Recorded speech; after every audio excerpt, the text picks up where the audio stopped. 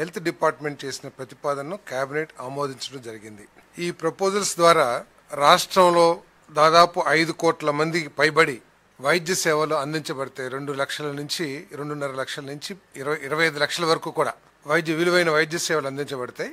దాంట్లో ఏంటంటే 2.5 lakhs విలువైన వైద్య సేవల్ని ఇన్సూరెన్స్ కంపెనీ అందిస్తుంది. 2.5 లక్షల నుంచి 25 లక్షలు విలువ చేసే వైద్య సేవల్ని డాక్టర్ ఎన్టీఆర్ ట్రస్ట్ ఏదైతే ఉందో ఆ ట్రస్ట్ ద్వారా సేవలు అందించబడతాయని చెప్పేసి మనం చేస్తాను. గత ప్రభుత్వంలో ఈ సర్వీసెస్ ఏదైతే ఆరోగ్యశ్రీ అనే పథకం కింద చేసేవాళ్ళో వాళ్ళు కేవలం 4,30,00,000 మందికి మాత్రమే ఈ వైద్య సేవల్ని అందించడం జరిగేది. అప్పుడు నాకు తెలిసి సబ్జెక్టివ్ కరెక్షన్ కేవలం 5 లక్షలు మాత్రమే విలువైన వైద్య సేవలను అందించేవాళ్ళు అనుకుంటాను. బట్ ఇప్పుడు 25 లక్షల వైద్య సేవలు అందించడం, అది కూడా రాష్ట్రంలో ప్రతి ఒక్కరికి కూడా only EHS employment housing scheme ఎవరైతే పొందుతున్నారో వాళ్ళకి తప్ప మిగతా వాళ్ళందరికీ కూడా రాష్ట్రంలో ప్రజలందరికీ కూడా ఈ వైద్య సేవలు అందించబడతాయని మనం చేస్తాను.